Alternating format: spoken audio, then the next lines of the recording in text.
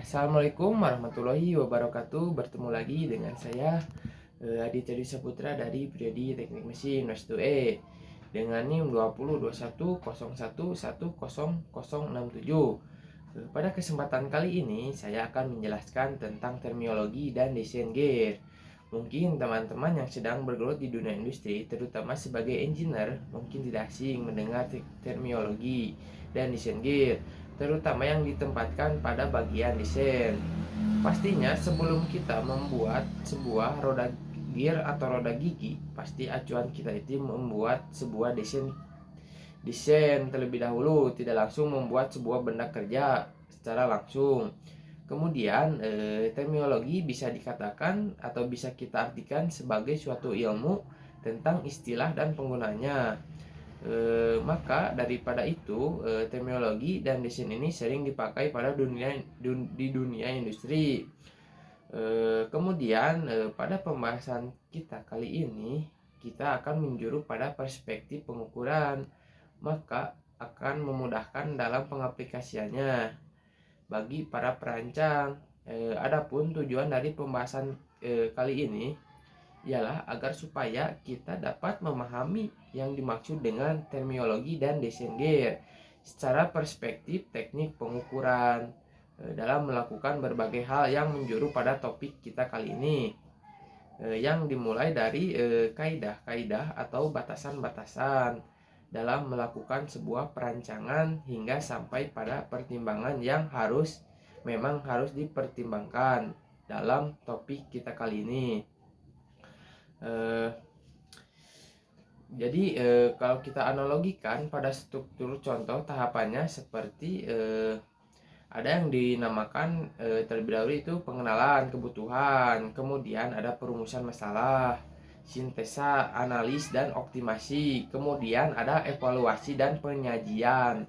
Kemudian ada pun contoh-contoh daripada pertimbangannya. Antara lain yaitu yang pertama itu ukuran, kemudian pertimbangan panas, kemudian korosi, keausan, biaya ketika produksi dan bentuk. Kemudian ada pengerjaan terakhir dan volume dan pemeliharaan. Dan ada terminologi gear. Kemudian ada bagian-bagian sebuah roda gigi. Antara lain terbagi menjadi 20. Yang pertama itu ada fixed circle atau lingkaran pitch. Fixed circle ini merupakan lingkaran khayal yang menggelinding tanpa terjadinya selip. Lingkaran ini merupakan dasar yang memberikan ukuran gigi seperti tebal gigi, jarak antara gigi, dan lain-lain. Kemudian fixed circle ini juga merupakan diameter lingkaran pitch dan jumlah gigi persatuan pitch diameter. Kemudian yang kedua ada circle pitch atau circle pitch ini merupakan jarak sepanjang lingkaran pitch antara profil dua gigi berdekatan atau keliling lingkaran pitch dibagi dengan jumlah giginya. Kemudian yang ketiga itu ada addendum. Addendum ini merupakan sebuah jarak antara lingkaran kepala dengan lingkaran pitch yang diukur dalam arah radial. Kemudian yang keempat ada dendendum. Dendendum ini merupakan jarak antara lingkaran pitch dengan lingkaran kaki yang diukur dalam arah radial. Kemudian yang kelima ada working depth. Working depth ini merupakan jumlah jari-jari lingkaran kepala dari sepasang roda gigi yang berkontak dikurangi dengan jarak poros. Kemudian yang keenam adalah crane circle. Crane circle ini merupakan lingkaran bersinggungan dengan lingkaran addendum dari gigi yang berpasangan. Kemudian yang ketujuh ada pitch point. Pitch point ini merupakan titik singgung dari lingkaran pitch dari sepasang roda gigi berkontak yang juga merupakan titik potong antara garis kerja dan garis pusat. Kemudian yang kedelapan ada operating fish circle. Operating fish circle ini merupakan lingkaran-lingkaran singgung dari sepasang roda gigi yang berkontak dari jarak porosnya menyimpang dari jarak poros yang secara teoritis benar. Kemudian yang kesembilan ada width of space. Width of space ini merupakan tebal ruangan antara roda gigi yang diukur sepanjang lingkaran fish. Kemudian yang ke-10 ada perfect angle atau bisa disebut juga dengan sudut tekan.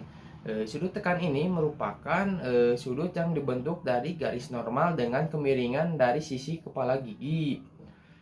Kemudian yang ke-11 ada total depth atau kedalaman total jumlah dari addendum dan addendum. Kemudian yang ke-12 ada touch thickness atau tebal gigi yang diukur sepanjang lingkaran fish. Kemudian yang ke-13 ada touch space atau lebar ruangan merupakan ukuran ruangan antara dua roda gigi sepanjang lingkaran fish. Kemudian yang ke-14 ada blacklash. Blacklash merupakan selisih antara tebal roda gigi dengan lebar ruang. Kemudian yang ke-15 ada face of tooth atau sisi kepala pada sebuah permukaan gigi di atas pitch. Kemudian yang ke-16 ada flank of tooth atau sisi kaki permukaan gigi di bawah lingkaran fish. Kemudian ada soft land atau puncak kepala. Permukaan biasanya permukaannya itu ada di puncak gigi. Kemudian yang ke-18 itu ada face width adalah sebuah kedalaman gigi yang diukur sejajar dengan sumbunya. Kemudian yang terakhir adalah modul gigi. Modul gigi ini adalah sebuah perbandingan antara diameter lingkaran fish dalam milimeter dengan jumlah gigi. Biasanya dinotasikan dengan persamaan M dengan D 0/Z. Mungkin penjelasan materi kali ini sampai di sini. Mohon maaf jika banyak salah kata pada penyampaian materi kali ini. Mohon dimaafkan. Saya pamit undur diri. Wassalamualaikum warahmatullahi wabarakatuh.